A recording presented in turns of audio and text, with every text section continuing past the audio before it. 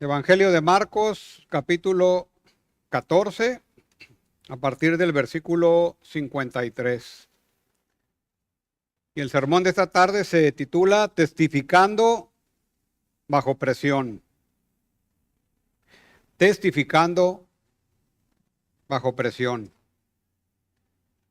Leemos la palabra a partir del versículo 53. Dice la palabra: trajeron pues a Jesús al sumo sacerdote, y se reunieron todos los principales sacerdotes y los ancianos y los escribas. Y Pedro le siguió de lejos hasta dentro del patio del sumo sacerdote, y estaba sentado con los alguaciles, calentándose al fuego. Y los principales sacerdotes y todo el concilio buscaban testimonio contra Jesús para entregarle a muerte, pero no le hallaban, porque muchos decían falso testimonio contra él, mas sus testimonios no concordaban. Entonces, levantándose unos, dieron falso testimonio contra él, diciendo: nosotros le hemos oído decir, yo derribaré este templo hecho a mano, y en 3 días edificaré otro hecho sin mano. Pero ni aún así concordaban en el testimonio.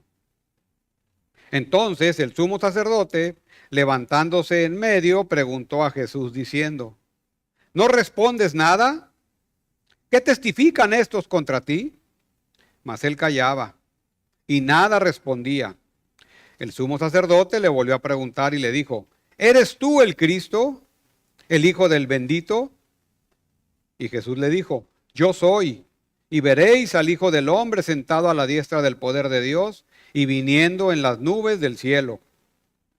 Entonces el sumo sacerdote rasgó su vestidura, dijo: ¿qué más necesidad tenemos de testigos? Habéis oído la blasfemia. ¿Qué os parece? Y todos ellos le condenaron, declarándole ser digno de muerte. Y algunos comenzaron a escupirle y a cubrirle el rostro y a darle de puñetazos y a decirle: profetiza. Y los alguaciles le daban de bofetadas. Vamos a orar. Padre, te pedimos esta tarde, Señor, de tu ayuda, sabiendo que si tú no vas delante, Señor, de nosotros, delante de tu palabra, en vano es la predicación de la palabra, Señor. Te pedimos de tu ayuda para que esta palabra pueda ser absorbida por nuestra mente, por nuestro corazón, y pueda mover nuestra voluntad conforme a tu voluntad, Señor. Oro por cada uno de los presentes para que tú abras su entendimiento, sus ojos y oídos espirituales, abras su corazón a tu palabra y a la necesidad de tu palabra, Señor. Bendice tu palabra, Señor, esta tarde. En Cristo Jesús te lo pedimos. Amén. Bueno, y quiero que te quedes con esta pregunta. Dice: ¿qué clase de testimonio damos? Sí, tú y yo. ¿Qué clase de testigos somos? Los padres de la iglesia son la generación que viene después de los apóstoles, al finales del siglo I, principios del siglo II, y uno de esos padres de la iglesia, o padres apostólicos también se les llama a esta generación que sucedió a los apóstoles, es Ignacio de Antioquía.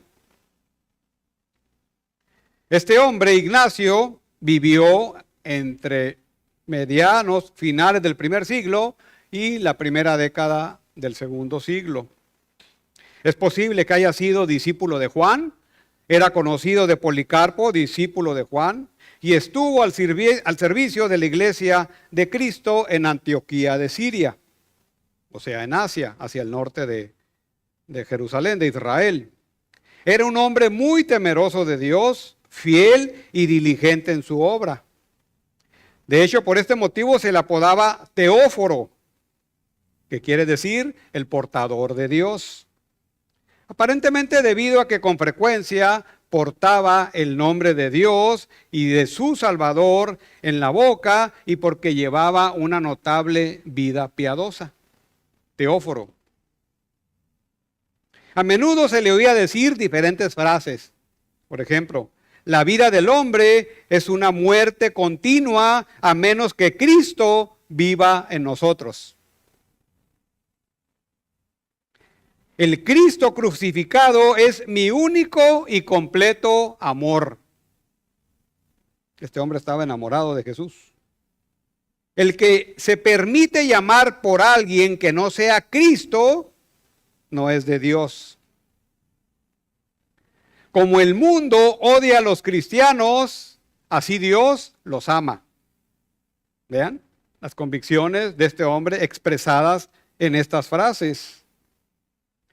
Habiendo escuchado que el emperador Trajano, el emperador romano de esa época, después de haber obtenido varias victorias por toda esa región de Asia, varias regiones del Oriente, había dado gracias a los dioses de Antioquía. Recuerden que el mundo grecorromano era un mundo donde la idolatría abundaba en sus diferentes formas. Entonces, las victorias del emperador Trajano sobre varias regiones le motivó a dar las gracias a los dioses en Antioquía, donde vivía Ignacio. Habiéndoles ofrecido gran sacrificio, como si estas victorias hubieran provenido de ellos. Ignacio reprobó por ello al emperador abiertamente y en público. Y eso fue algo serio. Recuerden que en el primer siglo los cristianos, el cristianismo era una religión prohibida. Era una religión oficialmente no conocida, no reconocida por el Estado romano. Y entonces cualquier situación motivaba una respuesta a veces feroz por parte de la autoridad romana. Y vean, así como Ignacio, las convicciones de Ignacio, los creyentes también necesitamos convicciones fuertes acerca de nuestra fe. Acerca del Señor Jesucristo, qué pensamos, qué creemos, quién es para nosotros el Señor Jesucristo. Porque pueden venir tiempos difíciles a nuestra vida y es imperativo estar preparados. De otra manera, nuestra fe será sacudida. Es por ello por lo que en varias ocasiones pasajes de la Biblia nos alertan, nos ayudan, incluso nos advierten y nos preparan para cuando esos momentos lleguen a nuestra vida y no nos agarre por sorpresa. Y es cuando llegan esos momentos a nuestra vida que se nos puede presentar un dilema. ¿Testificamos de Cristo o lo negamos? Y ese dilema ha sido presentado a lo largo de la historia del cristianismo, desde que empezó el cristianismo hasta ahora. ¿Daremos verdadero testimonio? ¿Fiel testimonio? ¿O falso testimonio? ¿O lo negaremos para salvar nuestra vida? ¿Testificaremos en su contra? Y es aquí donde el presente pasaje no solo nos modela, sino nos ayuda a ver dónde estamos parados en este asunto del testimonio de Cristo. En este pasaje se nos presentan dos modelos de cómo las personas reaccionan ante la presión, ante la persecución, ante situaciones adversas acerca de nuestra convicción de Cristo. La pregunta es, entonces, ¿qué clase de testigos seremos cuando llegue ese momento?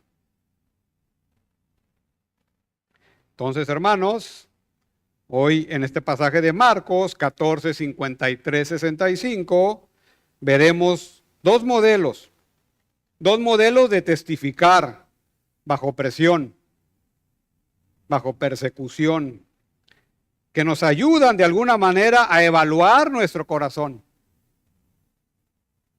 con relación a nuestro testimonio de Cristo. Con relación a nuestro testimonio de Cristo. Vayamos al pasaje, capítulo 14 de Marcos, versículo 53. Dice el versículo 51, pero cierto joven le seguía cubierto el cuerpo con una sábana y le prendieron. Mas él, dejando la sábana, huyó desnudo. Había un joven que seguía al pelotón que llevaba a Jesús ya arrestado en Getsemaní. Pero también dice en el versículo 50, todos los discípulos dejándole, huyeron. Llegó la presión, la persecución llegó a su clímax. ¿Y qué pasó con los discípulos? Huyeron. Bueno, dice el versículo 53, entonces trajeron pues a Jesús al sumo sacerdote y se reunieron todos los principales sacerdotes y los ancianos y los escribas. Jesús ha sido arrestado, ha sido abandonado por todos sus discípulos. Vean el efecto de la presión, en este caso, la persecución. La persecución genera efecto en nosotros, genera efecto en las personas, genera reacción. Recuerden que está por llegar la noche y es llevado ante el sumo sacerdote. Y el versículo implica que es llevado en calidad de prisionero. ¿Prisionero bajo qué cargo? Nadie lo sabe. En esa ocasión, en ese tiempo histórico, el sumo sacerdote es Caifás. Lo sabemos por Mateo 26:57, porque Marcos no lo dice. Juan 11:49 y 18:13. En los pasajes, estos pasajes que nombro, Jesús es llevado primero a Anás, el suegro de Caifás, y luego lo llevan a Caifás. Pero para Marcos lo importante es que lo llevaron al sumo sacerdote Caifás. Y todo esto motivó la reunión de todos los principales sacerdotes, ancianos y escribas, lo que se conoce como el concilio o el Sanedrín. ¿Su objetivo cuál era? Aparentemente juzgar a Jesús. Ese era su motivo externo, pero su motivo interno era matarlo. Y había que adornar ese deseo, ¿verdad?, con una envoltura de juicio justo. Lo querían matar. Y para eso necesitaban conseguir testigos en contra de él. Es interesante. Ahora, revisando el pasaje completo, este pasaje está permeado de una palabra que la traducimos como testimonio o como testigo, y por ese ambiente, ¿verdad? Es el ambiente de un juicio. 7 veces está la palabra testimonio o testigo en 9 versículos. Y eso habla del énfasis del pasaje. Testificar. Dar testimonio ante un contexto de persecución, de presión. Un autor comenta, el tema relacionado con testigo entonces ocurre 7 veces en varias formas. Aun cuando la palabra esté ausente, el tema del pasaje es este. Testigo, testificar, testimonio. Y eso el contexto es en un juicio. ¿Sí? Ahora, el concilio, el Sanedrín, para algunos que no estén familiarizados con esto, el Sanedrín estaba conformado por un grupo de 70 personas, más el sumo sacerdote, en total 71. Y estaba compuesto por representantes de principales sacerdotes, escribas y ancianos. Esa era la composición del Sanedrín. ¿Cuáles eran sus atribuciones? Bueno, era una especie de tribunal. En este caso en Jerusalén era un tribunal supremo. Y efectuaba deliberaciones o cuestiones acerca del gobierno y de impartir justicia. Pero también tenían la atribución de juzgar en casos de pena capital. Aunque los judíos no podían ejecutar la pena capital sin el aval, autorización de la autoridad romana. El pueblo judío siempre estuvo sujeto a la autoridad romana. Y mientras el pueblo judío cumplía con las condiciones de la autoridad romana, podían hacer y practicar su religión. Pero estaban bajo autoridad romana. Y la pena capital no es la excepción. Entonces, ¿cuál era uno de los objetivos del Sanedrín contra Jesús? Es buscar evidencia para poder llevarlo ante la autoridad romana y decir, mira, aquí está la evidencia. Júzgalo y decláralo culpable. Ese era su objetivo. Ahora, el Sanedrín generalmente se reunía en un edificio del templo que se llama Cámara de Piedra Labrada. En otras ciudades se reunían en otros lugares, pero en Jerusalén, la Cámara de Piedra Labrada era el salón de reuniones ahí en el templo. Y bueno, llegaba todo el Sanedrín, 70, 71 personas, se acomodaban ahí en esa cámara, ¿verdad? Y empezaban a sesionar. Y en ocasiones el sumo sacerdote presidía el asunto estando parado en medio. Pero debían de estar todos para que el Sanedrín pudiera sesionar. De no ser así, esta reunión se podría considerar ilegal. Y comento esto porque muchas de las cosas que pasó con Jesús no cumplían estos criterios. También destaca la forma como se ejercía un juicio en el Sanedrín o concilio. Por ejemplo, en este caso, si alguien era acusado de blasfemia, es lo que buscaban contra Jesús. La pena capital debía ser impuesta. O sea, muerte. De acuerdo a Levítico 24:16. Pero para ello, la ley judía requería que un juicio por un crimen capital se llevara a cabo durante el día. No se podían hacer juicios en la noche. Durante el día. Y si no se terminaba el juicio durante ese día, se tendría que suspender y seguir el siguiente día para completar el juicio, que se completara. Los miembros del Sanedrín se asume y tenían la responsabilidad ante un juicio de ser imparciales. No debían tomar lugar o parte por ninguno, o ningún acusado, o en contra de él. Además, la reglamentación judía prohibía que el acusado diera su propio testimonio, o sea, se autoincriminara. No estaba aprobado. Un autor añade sobre esto, era necesaria una segunda audiencia para una sentencia de muerte.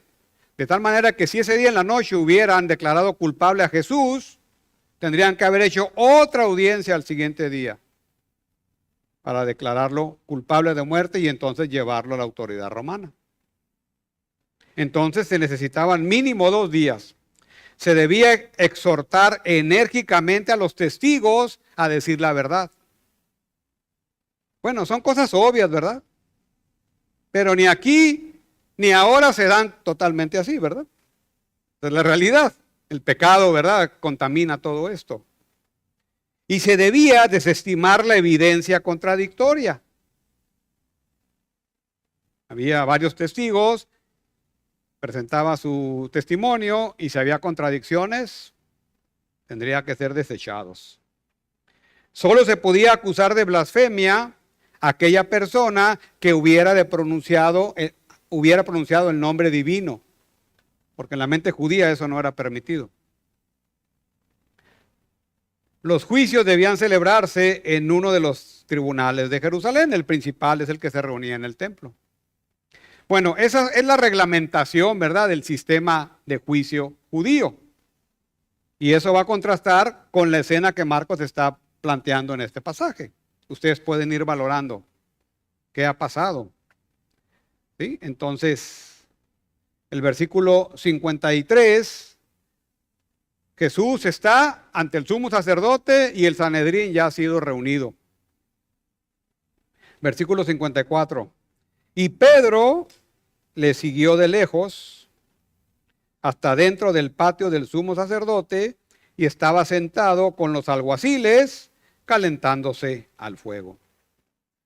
Bueno, y empieza, si se dan cuenta, la narración de Marcos y de repente la interrumpe con este comentario, ¿verdad? Que parece que no tiene mucha asociación a lo que él está tratando.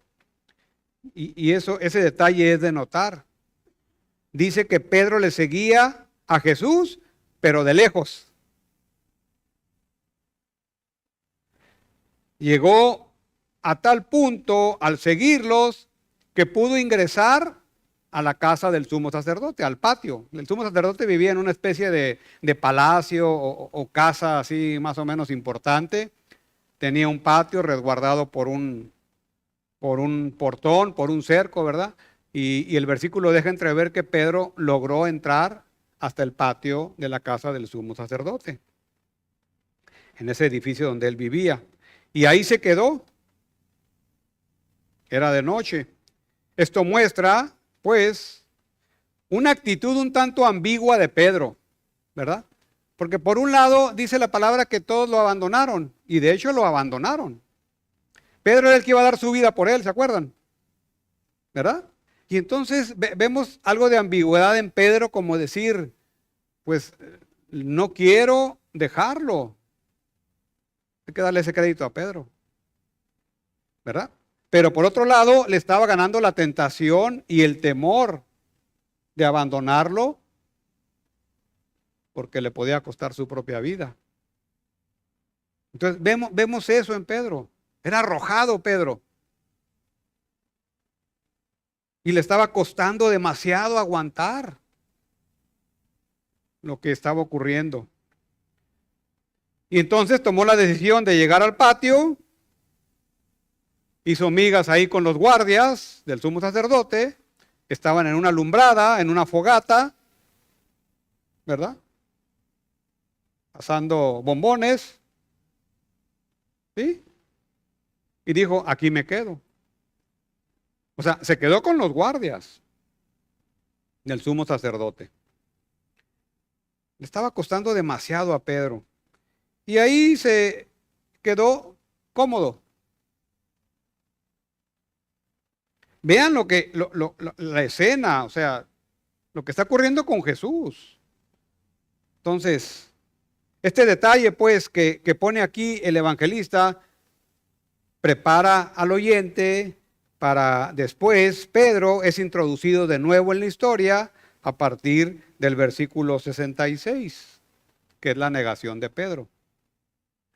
Entonces, la estructura de este pasaje es como, lo hemos comentado otras veces, es como si fuera un sándwich, algunos autores le llaman así, ¿verdad? Empieza una historia, se mete la historia principal y luego termina la otra historia. ¿Sí? Y el énfasis está en medio. Entonces, el pasaje que hoy vemos es el énfasis de esto. ¿Sí? Pero, ¿qué hace todo este pasaje? Este pasaje precisamente lo que hace es contrastar un testimonio falso versus un testimonio verdadero como el de Jesús. ¿Qué les enseñó Jesús a los discípulos? El que quiera seguirme, tome su cruz, ¿verdad? Y ahora sí, véngase. ¿Qué significa cruz? Muerte. Es muerte. Mueres al yo y mueres a todo. Y te puede costar la muerte. Entonces calcula si me vas a seguir. Entonces Jesús está modelando eso a sus discípulos. Entonces no era fácil seguir a Jesús. Pero Jesús, el maestro, está enseñando algo a los discípulos. Vean lo que yo voy a hacer y aprendan, porque a ustedes les va a pasar. En nuestro contexto, a ustedes les puede pasar, pero aprendan de su Señor. Ese es el énfasis. Entonces vemos a Pedro ahí, sentado, con esa actitud un tanto ambigua, ¿verdad? No quiere, pero sí quiere, ¿verdad? Pero no va más allá. Y mejor se queda ahí en la fogata, a gusto, tranquilo, sentado con los guardias, calentándose del frío. Y eso también nos debería de llevar a pensar si no tenemos una actitud similar a la de Pedro, ¿verdad? Una actitud que no va más allá, una actitud ambigua, una actitud de estar nada más sentado con los guardias, calentándonos alrededor de una alumbrada. ¿Tú qué dices? ¿Qué dices de eso? ¿Qué dice tu vida de eso? ¿Estamos en una posición cómoda como creyentes? ¿Estamos así como que queremos pero no vamos más allá? ¿No te atreves? ¿Eres ambiguo en tu corazón? ¿No te defines si vas a seguir o no seguir a Jesús? ¿Si vas a testificar de Él? ¿A cuántas personas le has testificado de Él? Te quedas en la comunidad del creyente secreto, ¿verdad? Como de la secreta, ¿verdad? No le testificamos a nadie. No nos preocupamos por nadie. No le hablamos a nadie de Jesús. Estamos cómodos. Reflexiona en eso. Medita en eso. ¿Estás igual de cómodo con tu cristianismo? ¿Con tu testimonio de Jesús? ¿Te gana la presión? Que mejor dices, yo me retraigo, me quedo en la fogata. ¿El temor? ¿No quieres ser objeto de presión o de persecución? Son preguntas que hay que hacernos en este pasaje. Es bueno meditar en ello. Es bueno meditar si tenemos en este pasaje, en este tiempo, la actitud de Pedro. ¿Sí? Es bueno. Entonces, cada quien evalúe su corazón. ¿Sí? Muy bien. Versículo 55. Vean esto, dice el versículo, y los principales sacerdotes y todo el concilio buscaba testimonio contra Jesús, con el propósito de entregarle a muerte, porque así se puede leer ese versículo, con el propósito de entregarle a muerte, pero no lo hallaban. No hallaban ese testimonio que tanto necesitaban. Estaba el concilio reunido. Quiero que se imaginen a Jesús en el concilio reunido, el sumo sacerdote con los principales sacerdotes, el ambiente que él está viviendo ahí, porque lo odiaban con todo el odio que puede ser posible. Y el objetivo no era hacer un juicio justo. El objetivo es no el debido proceso, sino que buscaban a toda costa su culpabilidad para declararlo culpable y matarlo. Y necesitaban hacerlo rápido, porque recuerden que era la Pascua. Y si los soldados romanos o la autoridad romana encontraba alboroto, iba a parar todo.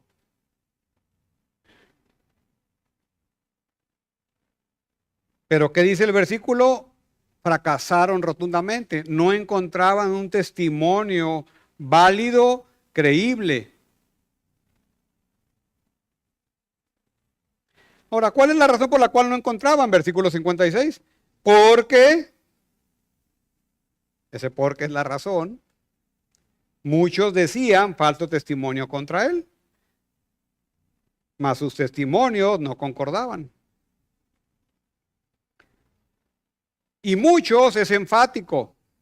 Y muchos quiere decir una buena cantidad de personas. una buena cantidad de testigos, muchos. Entonces, la razón por la que no encontraban, por la que fracasaron, es que esos testimonios que empezaron a recopilar no eran válidos. Y no había manera de que los hicieran válidos. Eran contradictorios y por lo tanto no creíbles. Y entonces tuvieron que ser desechados porque no concordaban. Pero no termina ahí el asunto. Otros más, versículo 57, entonces levantándose unos, dieron falso testimonio contra él, diciendo: nosotros le hemos oído decir, yo derribaré este templo hecho a mano y en 3 días edificaré otro hecho sin mano. Y entonces estaba el Sanedrín, estaban los espectadores y algunos se levantan y ofrecen más testimonio. Y la palabra que se usa aquí para testimonio es falso testimonio contra Jesús. Y entonces citan esta frase que dice acerca de derribar el templo en 3 días, reconstruirlo. ¿Verdad? Lo derribas y en 3 días lo reconstruyo. ¿Verdad? Ese es un falso testimonio porque tergiversan o tergiversaron las palabras de Jesús. Entonces, aquí para el Evangelio de Marcos, el único cargo, digamos, que pudiera ser explícito en contra de Jesús es la declaración acerca del templo. ¿Verdad? Ahora, un templo hecho de manos y un templo hecho sin manos. Eso apunta a una clase diferente de templo. ¿Verdad? Es la agencia humana versus la agencia divina. Y cuando Jesús habla del templo, él se refiere a su cuerpo. Los testigos lo incriminaron diciendo que Jesús iba a destruir el templo, pero Jesús no dijo eso. En 3 días. ¿Verdad?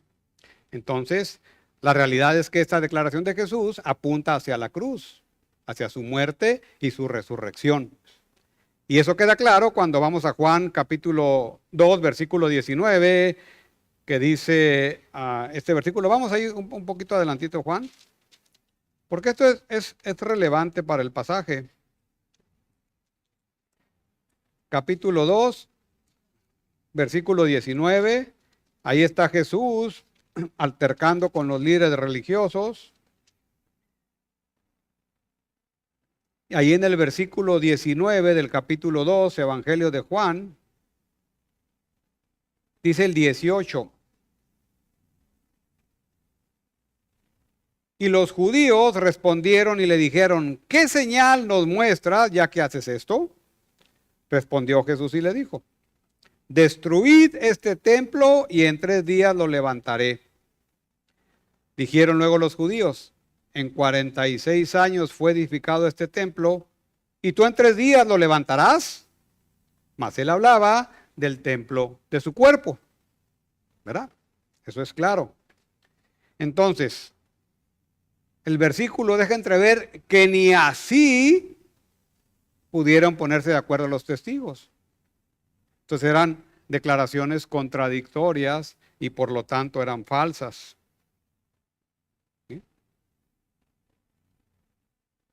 Ahora, esto también es importante porque los líderes estaban buscando cualquier cargo. Y si alguien atentaba en contra del templo, alguien atentaba en la destrucción del templo, eso merecía una pena capital. O sea, la muerte, de acuerdo al historiador Josefo. Recuerden que en el judío el templo era el centro de su religión. El templo era su vida, en pocas palabras. Si alguien atentaba contra el templo, era sujeto de muerte.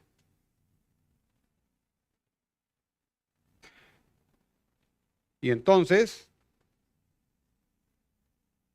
por ahí se quisieron ir. Pero también fue un testimonio falso.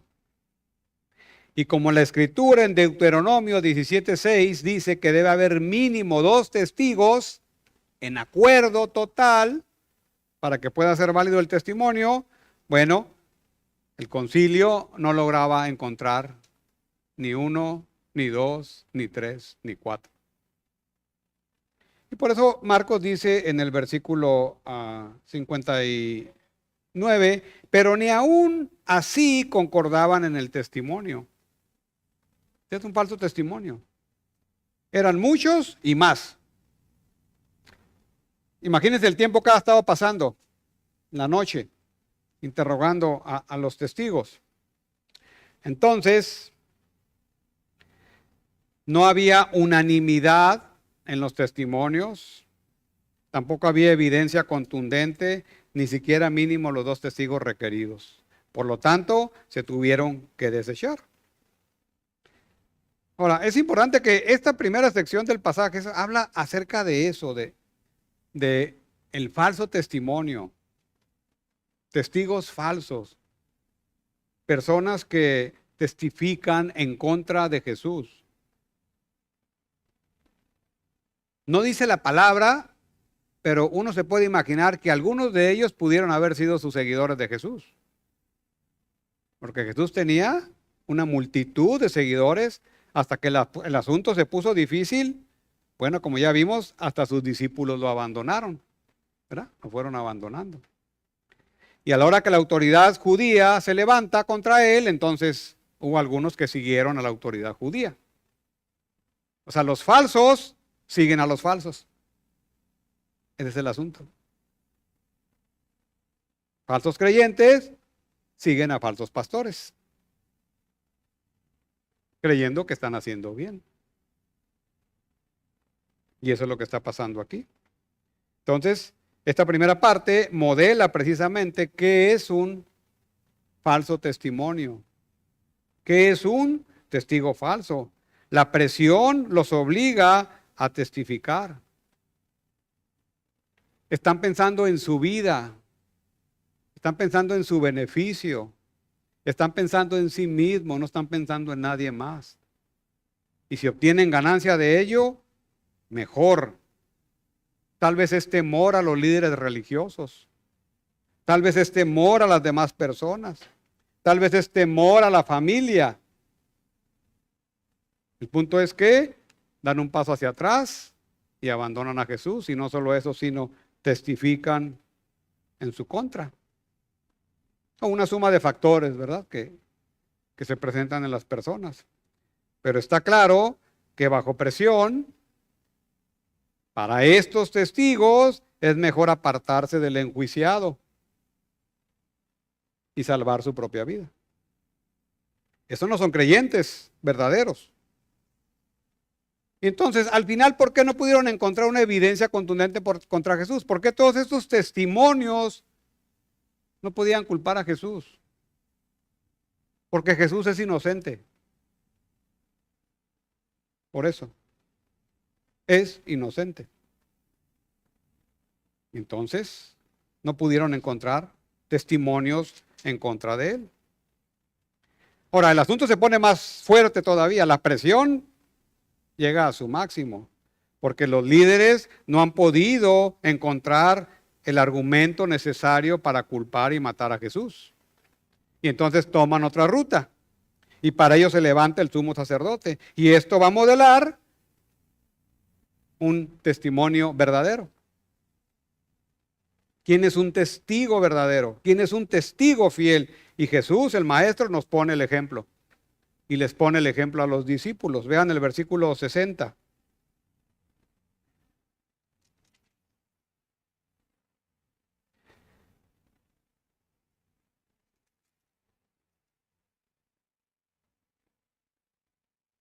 Versículo 60. Entonces, el sumo sacerdote, levantándose en medio, preguntó a Jesús. O sea, lo encara directamente a Jesús, diciendo, perdón, ¿no respondes nada? ¿Qué testifican estos contra ti? Y es claro que el sumo sacerdote también empezaba a sentir la presión de no poder encontrar evidencia en contra de Jesús, ¿verdad? Entonces, este se levanta, camina al centro hacia el acusado y le pone presión. Y aquí el asunto es que el sumo sacerdote no debería de haber hecho eso. Entonces, abandona todo debido proceso.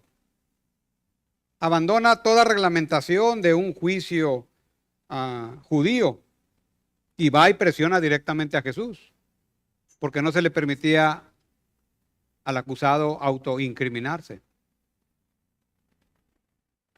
La manera de preguntar del sumo sacerdote implica que él espera una respuesta afirmativa de Jesús. O sea, él espera que Jesús responda.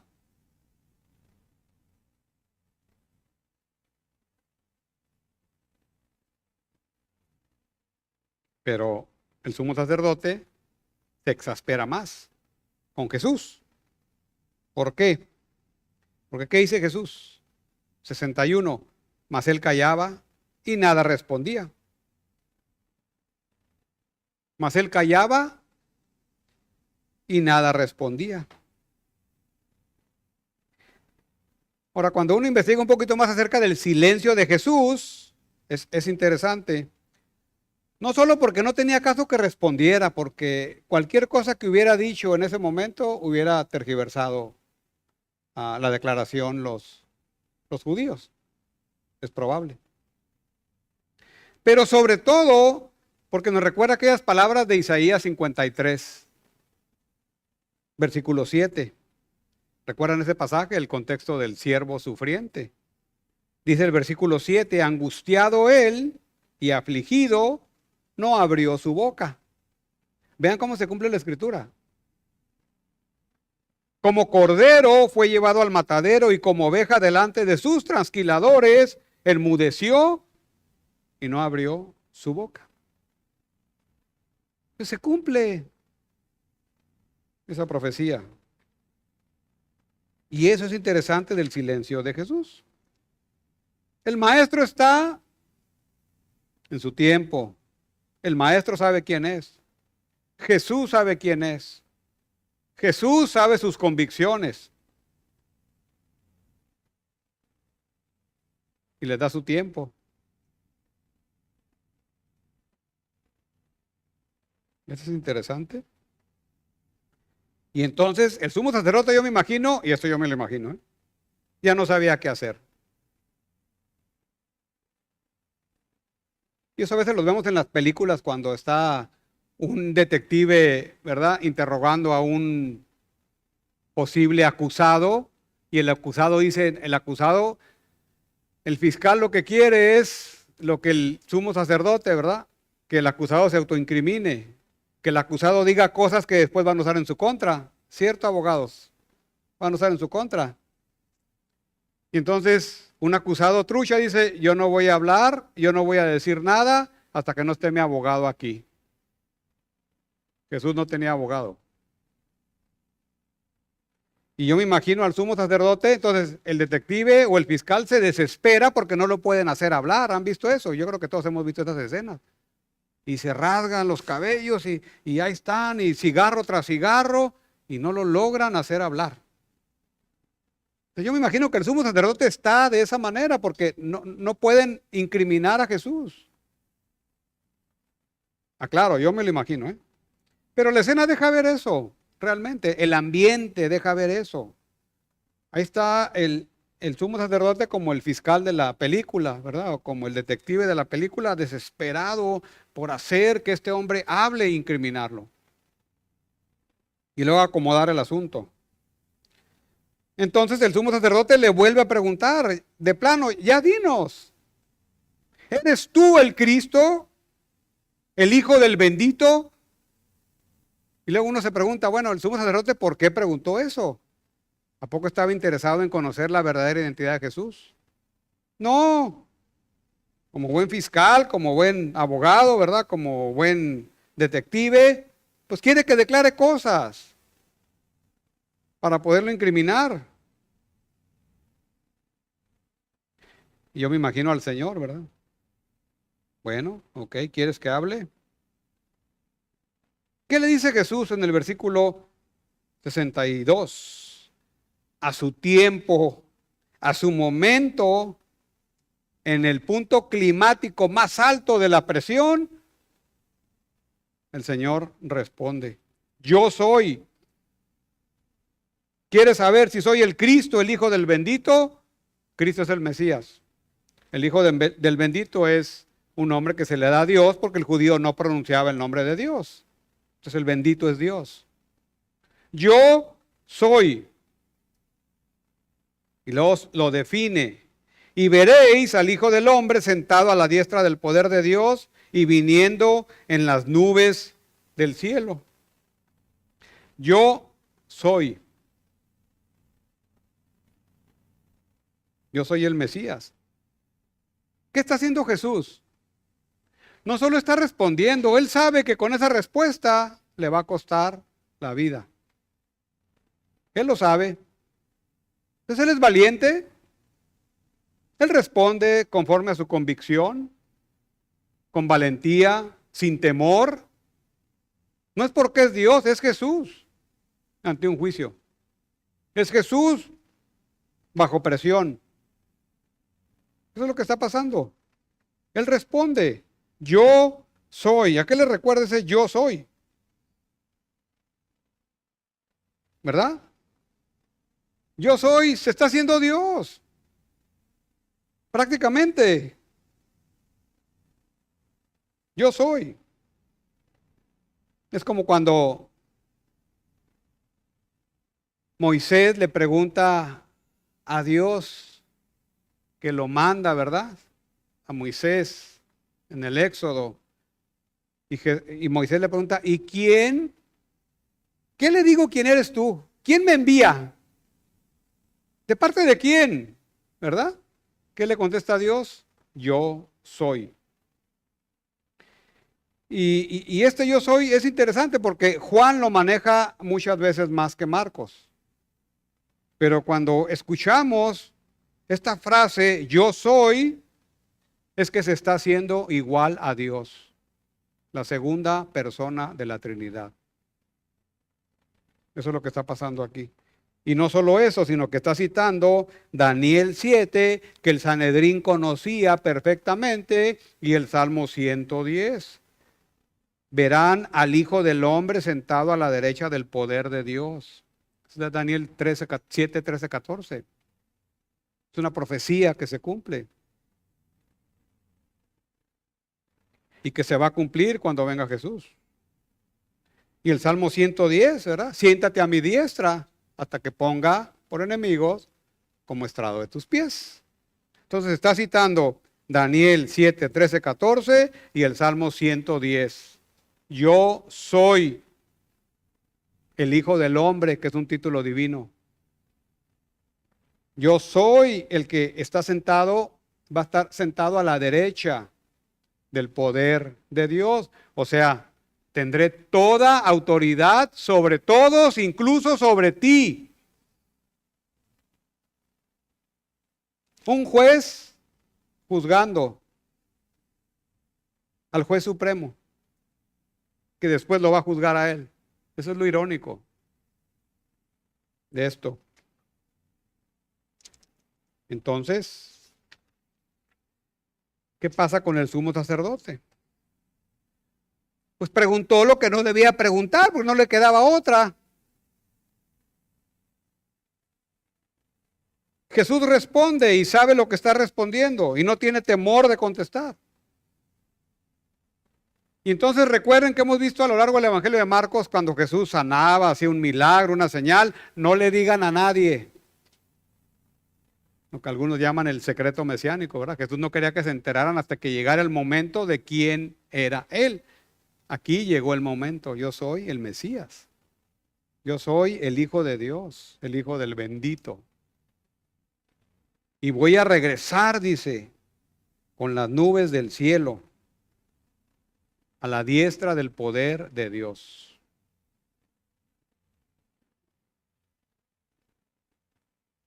¿Qué hace entonces el sumo sacerdote? Versículo 63. Rasga sus vestiduras y pregunta, ¿qué más necesidad tenemos de testigos? ¿Qué más necesidad? Y recuerden, para algunos que no lo saben, rasgar las vestiduras es una acción que se hace en respuesta a algo doloroso, incluso blasfemo en la mente del judío. Ellos no podían soportar eso y al grado de que se arrancaban la ropa en esa señal de duelo, de dolor, porque alguien se ha declarado hijo de Dios. Nadie podía hacer eso. Y menos con los argumentos que da Jesús, ¿verdad? De Daniel y el Salmo 110. Entonces, esta es la indignación extrema del sumo sacerdote y la pregunta que le hace a la audiencia deja entrever que es como una afirmación, es como decir, no necesitamos más testigos, aquí está el cargo. Blasfemia. Blasfemia. ¿Verdad? Habéis oído la blasfemia, dice el versículo 64. Y luego lo reta. ¿Qué os parece? Como diciendo, ¿qué dicen ustedes? Ya, digan lo que tienen que decir. ¿Y qué dijeron ellos? Lo condenaron declarándole ser reo de muerte, digno de muerte, blasfemo. Ahora sí, tenemos la acusación, tenemos el testimonio, por lo tanto, puede ser condenado. Ahora, como dice un autor, dice, estas cosas se movieron iniciando como un juicio injusto, porque es un juicio injusto, y pasa a ser aquí un juicio vergonzoso por cómo termina. Las palabras del sumo sacerdote entonces son irónicas, porque realmente al acusar a Jesús de blasfemia, se implica a sí mismo él en la misma acusación, porque está blasfemando contra el Dios,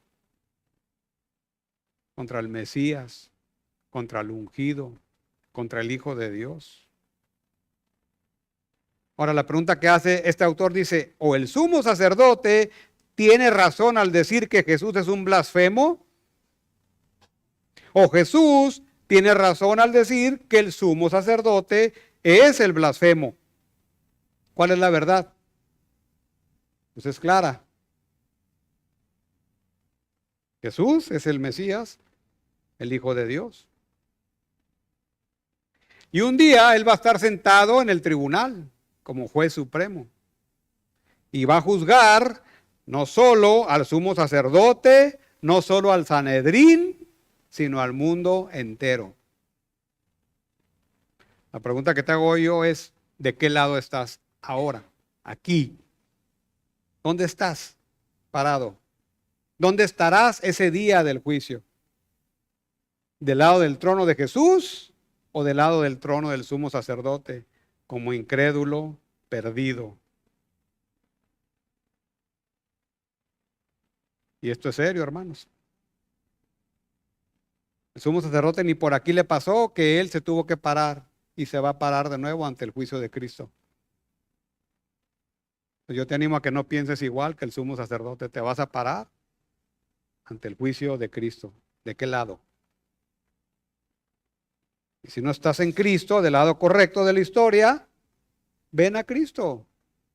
Arrepiéntete de tus pecados.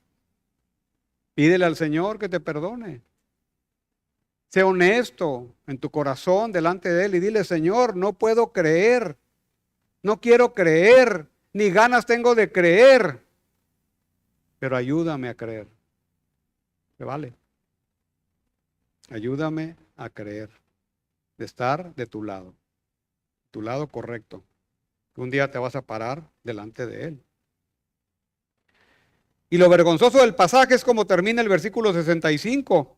Después de declararlo culpable, dice, algunos comenzaron a escupirle y a cubrirle el rostro y a darle de puñetazos y a decirle, profetiza, y los alguaciles le daban de bofetadas. O sea, termina el juicio, entre comillas, y estos judíos asombrados en contra de Jesús, odiadores de Jesús, la reacción es escupirle, envolverle el rostro y golpearlo.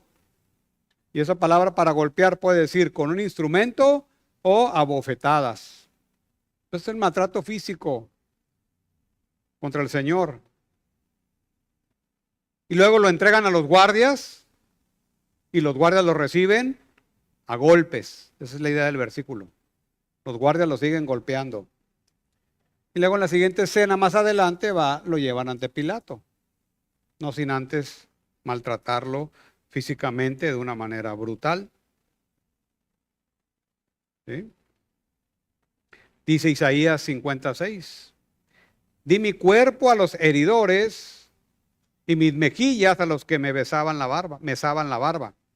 No escondí rostro de injurias y disputos. Escupir y golpear eran formas tradicionales de expresar un repudio, y eso es lo que hacían estos asistentes al juicio.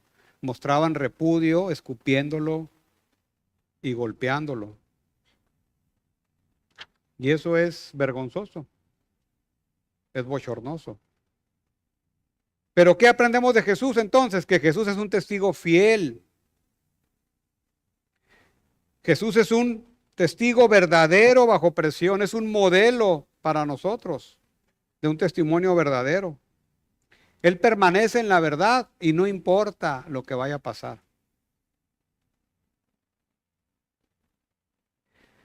Ahora, permítame hacerles una ilustración. Y volvemos con Ignacio, que está viviendo tiempos difíciles. El emperador Trajano,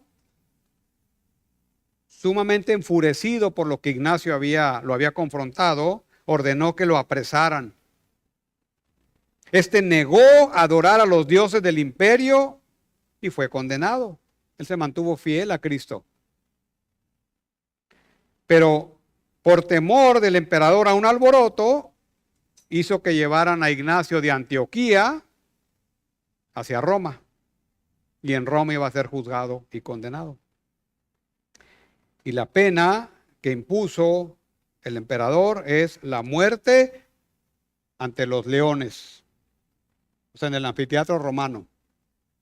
Van a poner a Ignacio en medio, ahí, para que se lo comieran los leones. Llegando a Roma, fue entregado por los soldados al gobernador. Lo mantuvieron en prisión, lo torturaron, y por más que lo torturaban, querían hacerlo blasfemar el nombre de Cristo, no lo lograron. Como que más se empoderaba Ignacio. Querían que ofreciera sacrificios paganos. No lo lograron. Y por lo tanto, la condena de ser arrojado a los leones se hizo efectiva.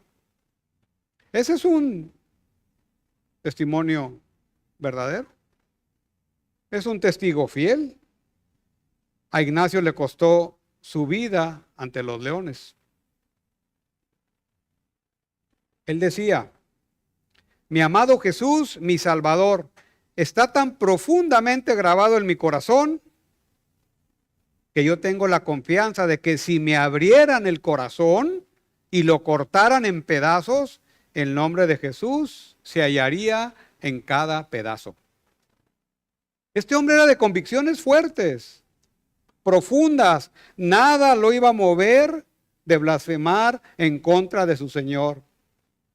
Este es otro modelo de un testigo, de un testimonio verdadero y fiel ante la persecución. ¿Qué más persecución es que ser condenado a morir con los leones? ¿Cuántos de nosotros estamos dispuestos a eso? ¿Cuántos estaríamos dispuestos? Eso depende de la fuerza de nuestras convicciones, ¿verdad? Por eso las convicciones son fundamentales. Nuestra fe. Entonces, eso es Ignacio. Ese es un modelo, así como el Señor Jesucristo. Y esas personas nos modelan, y hay muchos más. Ahorita hay gente dando esos testimonios y entregando su vida por causa del Evangelio, del nombre de Cristo. Y hay otros, a lo contrario. O sea, eso nos alcanza a nosotros. Digo, gracias a Dios tenemos libertad, ¿verdad? De culto. Tenemos libertad de predicar la palabra, pero nuestro tipo de persecución tal vez era diferente al de ellos.